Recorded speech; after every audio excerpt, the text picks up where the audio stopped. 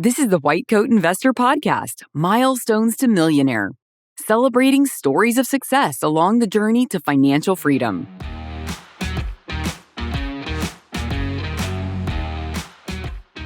This is Milestones to Millionaire Podcast number 125. Psychiatrist pays off $500,000 in student loans and becomes a millionaire. Step away from the volatility of the markets. Put your money back to work with MLG Capital's series of private real estate investment funds. For over 35 years in the real estate industry, MLG Capital has the experience to provide investors with substantial returns and the track record to back it up, more than doubling every dollar invested through multiple investment cycles. Their series of private investment funds target an 11 to 15% rate of return net to investors through tax-efficient quarterly distributions. The fund structure prioritizes generous returns to investors first, or MLG can share in any profits, demonstrating their culture of absolute integrity. Experience the peace of mind that comes with investing in diversified private real estate with MLG Capital. Learn more about investing by visiting www.mlgcapital.com/WCI. All right, we've got a great interview today.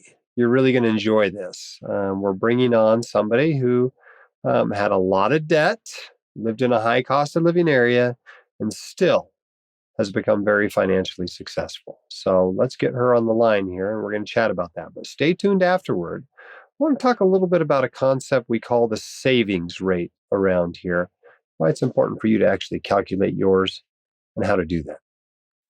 Our guest today on the Milestones to Millionaire podcast is Christina. Welcome to the podcast. Thank you for having me. Tell us a little bit about yourself. What part of the country do you live in? What do you do for a living? Yeah. How far you are out of training? Sounds good. I live in Long Island, New York, so in the Northeast. I'm born and raised in New York, which is, not great for me for cost of living. But I am an adult psychiatrist and I'm an addiction medicine specialist. I finished my training in 2017. I did my training at Columbia University. I was a resident there and then did their public psychiatry fellowship, which is like a 1-year fellowship program. Okay, very cool. And tell us what milestone we are celebrating today. So we technically have 2 milestones. Me and my husband paid off about $520,000 of student loans that I had from going to just GW medical school for training. And then subsequently we've reached over $1 million of net worth since then. Very cool. And I understand you got a house recently too.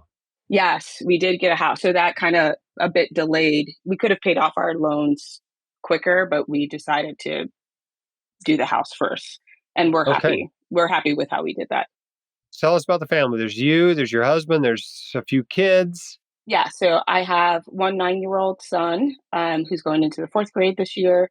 I have one 4-year-old son who's turning 5. He's going into kindergarten. And I'm 9 months pregnant with our 3rd son right now. Oh, well, congratulations. That's exciting. Thank you.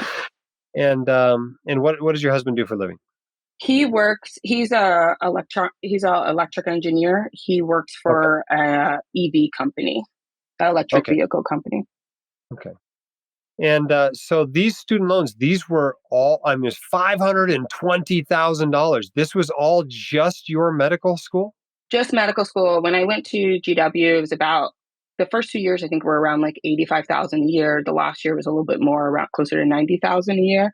And, my family, I'm a first generation American. So, they didn't have the ability to support me through medical school. So I took out all loans for the school and for cost of living while I was at medical school in GW.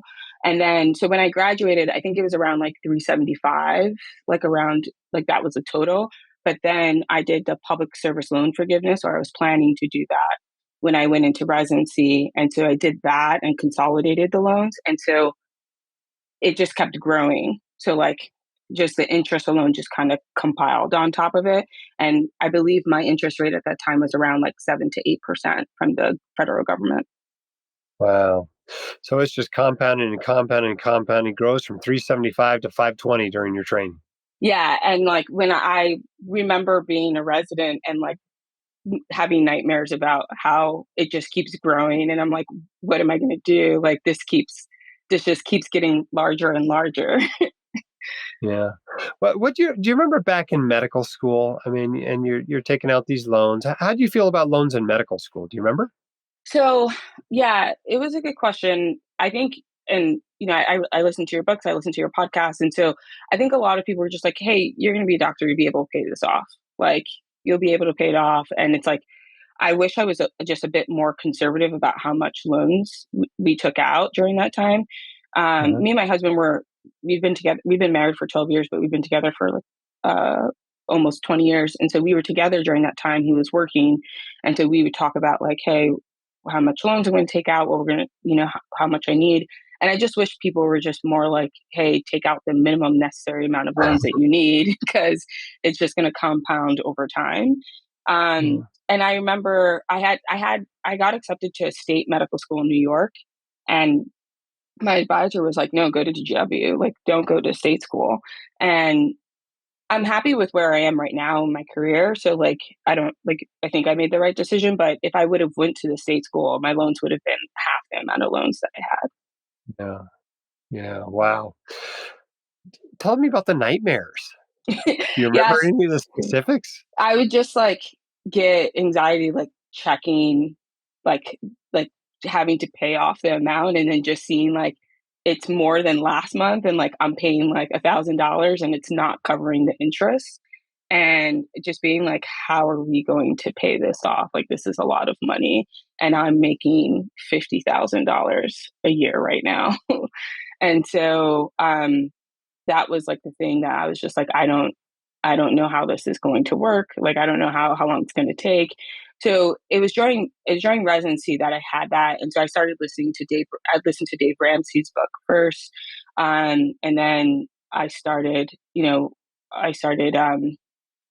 we started talking about like, hey, how we're going to pay off our, keeping our credit card low, how we're making a budget, sticking to the budget, like coming up with a plan to save. I also had my first son during residency.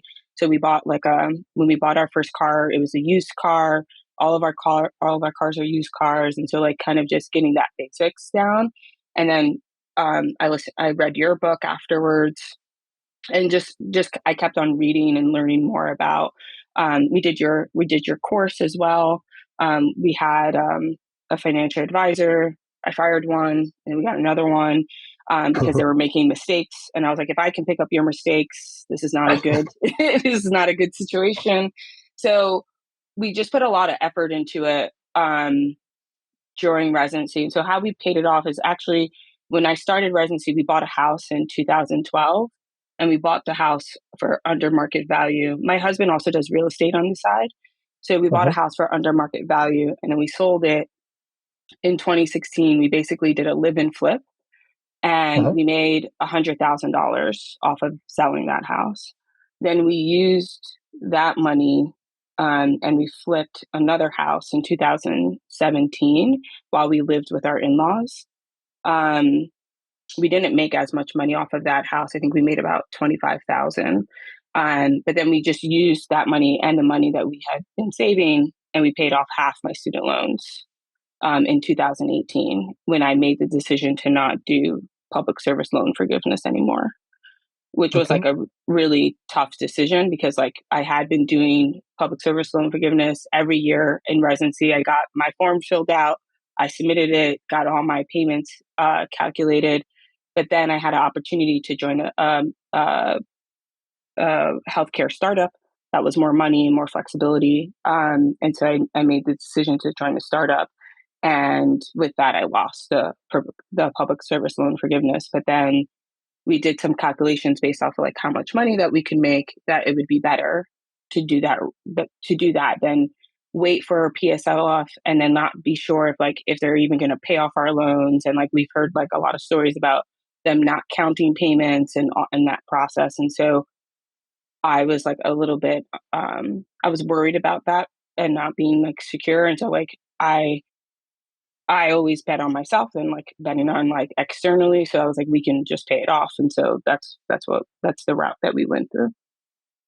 So you took the money you'd made with a couple of flips, you took your savings, you threw half of it, wiped out half your loans, but you're still sitting there a Yeah. $250,000 in debt. Yeah.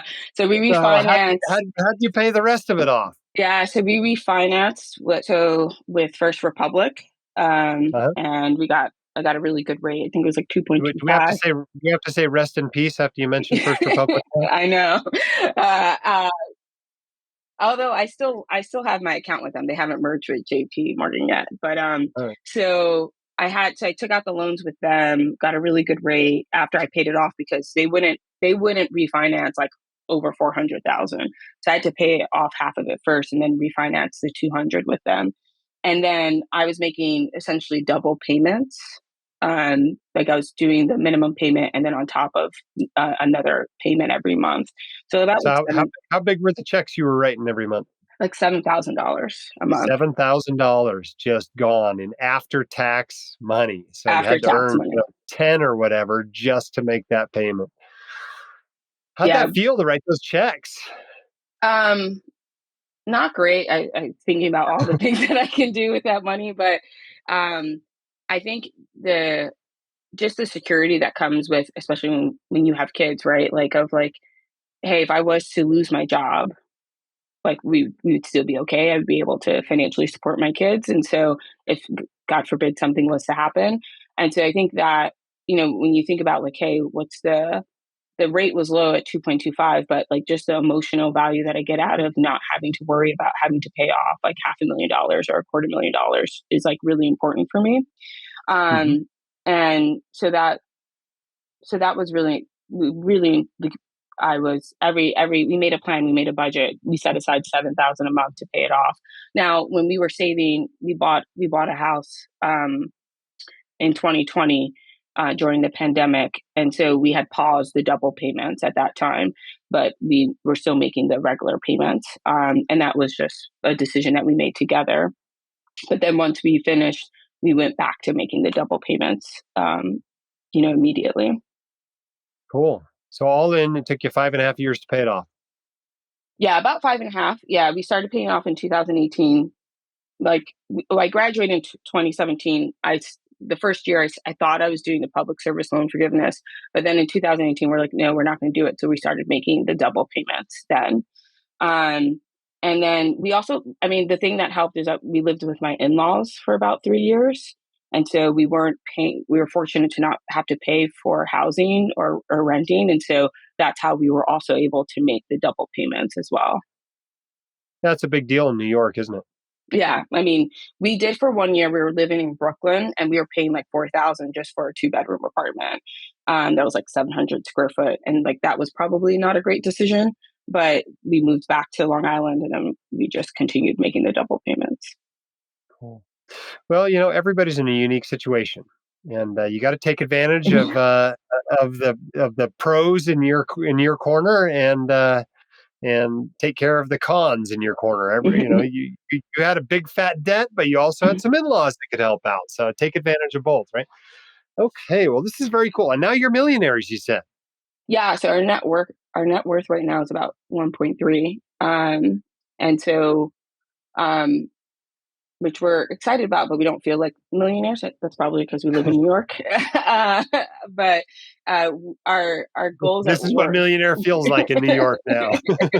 Yeah, our goal is to get to like 3 million to be financially independent. So that's what we're working on right now. Well, you guys are doing great. You should be very proud of what you've done. I mean, just paying off the debt's a huge milestone. Some people drag that stuff out for 25 years of their career. Right, And here you've knocked it out in 5. You're into your dream house. You're building wealth. You're millionaires, for crying out loud, right? You're doing awesome. So congratulations to you. I hope this is inspiring to other people out there who might be first generation Americans, might have had to pay for their entire expensive medical education with borrowed money, that this can be done if you just take care of your financial business and concentrate on it, make a plan, work the plan. This works. So right. congratulations to you. If somebody else is out there, they're sitting in the same situation that you are or you were, 5 or 6 or 8 years ago, what advice do you have for them? I think the advice I would have would to be patient, to make a plan, and know that it's possible.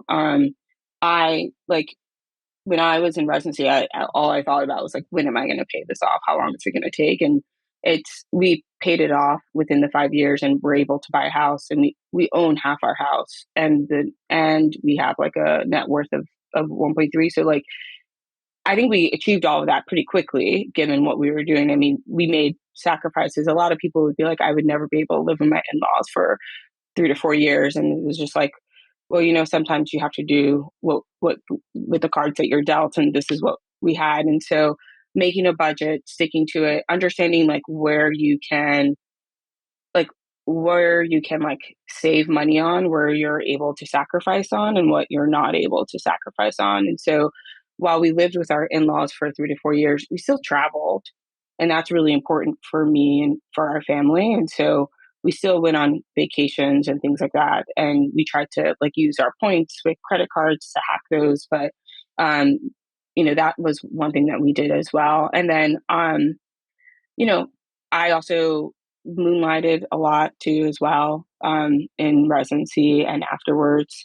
I also looked around. Like one of the reasons why I left, I worked for a lot of academic institutions in New York, but I made more money not being in an academic institution, and so I left that, and that was a really hard decision that I made, and a lot of people close to me were like, don't do that, etc. But it just really helped with our financial goals, because I was able to get a higher income, and I kind of went and found another job and got each time I left, I got a higher salary and was able to negotiate a higher salary. And so that was really important. Because like staying at like, some academic centers and stuff like that, your ability to negotiate a higher salary once you're there is a lot lower than when you're joining, a new company for the first time. So Yeah. I found that was really helpful, for me too. Awesome. Well, congratulations to you. And thank you so much for coming on the Milestones to Millionaire podcast to share your success and hopefully inspire others to also become successful like you have. Thank you so much. Thank you for having me. All right. I enjoyed that interview. That interview was really great. We didn't get a chance to get into as much as I wanted to because she's accomplished so much, right? We talked after we stopped recording about, the importance of boosting income. And that was what caused her to kind of abandon the PSLF plan for those student loans, was that she saw opportunities to really increase her income. Not only has she, left academia and gone into, industry, but she's also opened her own practice. And all these things have helped her to increase her income. And while you lose out on the free money from PSLF when you do that, that income lasts through your whole career and can make a huge difference. Doctors, as a general rule, dramatically underestimate or rather overestimate the difficulty of doubling their income. There are doctors just like you, same training, making much more money than you're making. If you can figure out what they're doing and see if that's how you want to structure your practice, your financial life, everything else gets easier. It's easier to pay off debt. It's easier to buy things you want. It's easier to build wealth.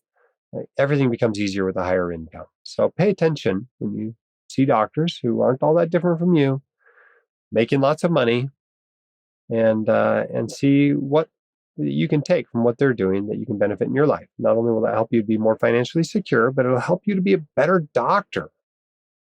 You'll be able to concentrate more on what your patients need because you won't be worried about your own finances. Plus, as you build wealth, you'll find ways to be ridiculously generous and be able to help other people. You can really help other people a lot more from a position of strength than you can from a position of financial weakness where you're worried about just keeping the lights on and the food on your table. All right, I promised you we were going to talk about savings rate. And this is something I throw out there a lot. I tell you to save 20% of your gross income for retirement. We say this all the time, right? Why is it 20%? Well, that's what it takes for a high-income professional because you start earning later. You don't get as much of a benefit from Social Security as the average American. But even the average American needs to be saving 15% for retirement. And most people, including most doctors, undersave. You just got to put the money in the account. The key to being a successful investor is being a successful saver. If you put 20% of your income into your investing accounts every year throughout your career, you will retire with a similar standard of living to what you had during your working years. That's the way the math works. You just got to run the numbers and you'll see this. You don't even have to have spectacular returns in order to do that. Just the average, easy to get returns by investing in index funds and staying the course will get you that result. But you have to save 20%. So how do you calculate your savings rate? Well, it's gross income that we're calculating. So if you're making $400,000, that's the denominator. But include things. You got to include your spouse's income, for instance. You should include your investment income. You got a bunch of investment income coming into your taxable account, or your rental real estate income. Things like that should be included. If your employer is giving you matching dollars, that goes in that denominator as well of this calculation, right? A matching dollar is part of your income. Leaving that on the table is like, you didn't even want your whole salary. So always make sure you're getting the match. Now, in the numerator, you include everything that's going toward retirement. Nope. Paying off your student loans doesn't count. Nope. Putting money in an HSA doesn't really count unless you're really using that HSA for retirement savings. 529 contributions doesn't count. Saving up for a down payment or a Tesla or a fancy European vacation, that doesn't count. Okay? Matching dollars count. Those are going into your retirement accounts. Right? Money saved in a taxable account that you plan to use for retirement, that counts, right? Anything you're putting toward a pension, for instance, that counts, right? That sort of stuff all counts. So that's your numerator. You divide it by the money you made, and if it's 20% or more, you're there. You're going to be fine, okay? Assuming you work a full career. Now, if you want to retire early, it's mostly a function of your savings rate. The more you save, the sooner you can retire, because the more you save, the less you spend, and you're burning both ends of the candle there. One of the most insightful blog posts in the FIRE community over the last 20 years is the one Mr. Money Mustache threw out there that he called something like the surprising math behind early retirement. Let me see if I can find the shockingly simple math, I think he called it. And all it was a table. Okay? And the table used some reasonable assumptions and basically says this. If you save 5%, and he used net income, by the way, on this table, not the gross income that I typically use. So these are net income savings rate. But if you save 5% of your net income, you should expect to work about 66 years until you can retire. So if you're coming out of residency at 30, that's working until you're 96. Probably not very attractive, right? And so that's not adequate savings rate. If you bump it up to 10%, you retire after 51 years. You bump it up to 15%, 43 years, 20%, 37 years is what they're saying. Okay, so that's kind of a full career, 20%, right? That's 20% in net. So the number I'm telling you is a little bit higher than that. At 25%, 32 years. At 30%, it's 28 years. But what if you get really crazy? What if you save 50% of your income? Net income, right? 17 years. At 60%, it's 12 and a half years. At 70%, it's 8.5 years. Right? Obviously, if you're saving 100% of your income, you're already financially independent, you're retired. But the point is, the sooner you want to be financially independent, the more you need to save. And the more you save, the sooner you will be financially independent. So this is savings rate, and it's an important number, and I think you ought to calculate it every year and write it down and compare it to the year before. And if you find yourself consistently struggling to get to 20%, well, there's a few things that you can do, that you can use to increase your savings rate. The first thing to do is recognize that the easiest time to boost your savings is when your income goes up. The biggest jump for most doctors is when they leave training and become an attending. Right? If you can just avoid growing into that income all the way, boom, you've done it. You can have a very nice life on 80% of an attending physician salary. Trust me, it's really nice. You can do lots of fun stuff, buy lots of fun stuff, have a great time, never worry about money. All right.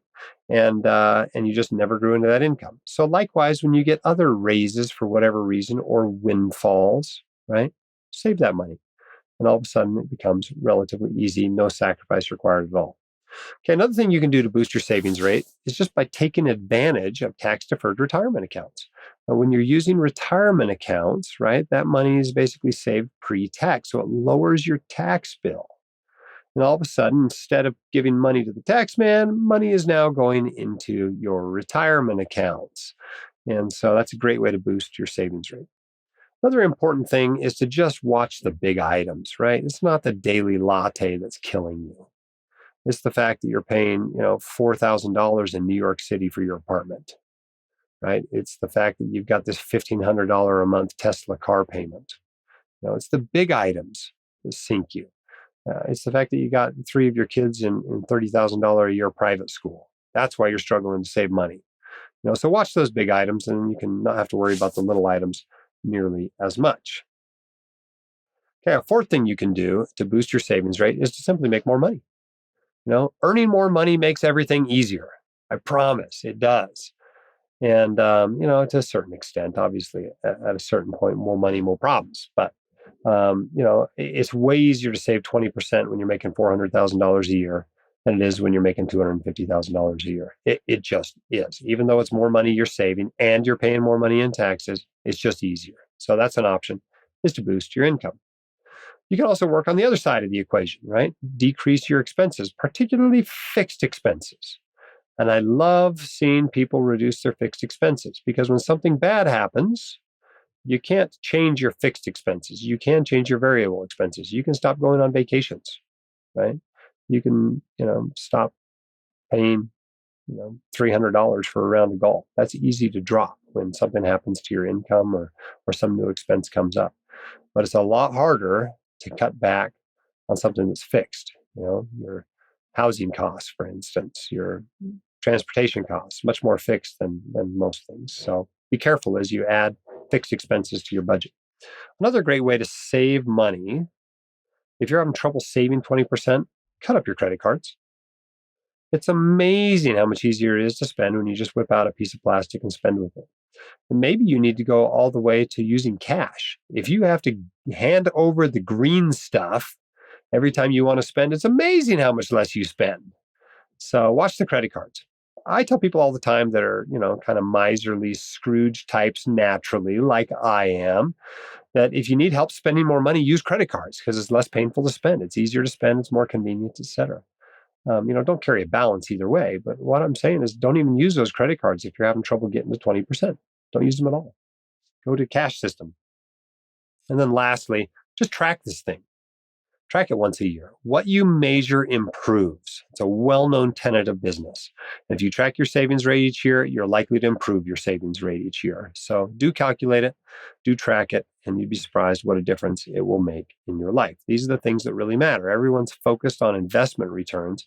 What they should be focused on is their income and how much of it they're saving and putting it toward their financial goals. All right. Our sponsor for this podcast is MLG Capital.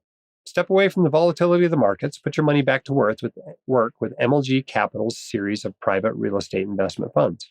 With over 35 years in the real estate industry, MLG Capital has the experience to provide investors with substantial returns and the track record to back it up, more than doubling every dollar invested through multiple investment cycles. Their series of private investment funds target an 11 to 15% rate of return net to investors through tax-efficient quarterly distributions.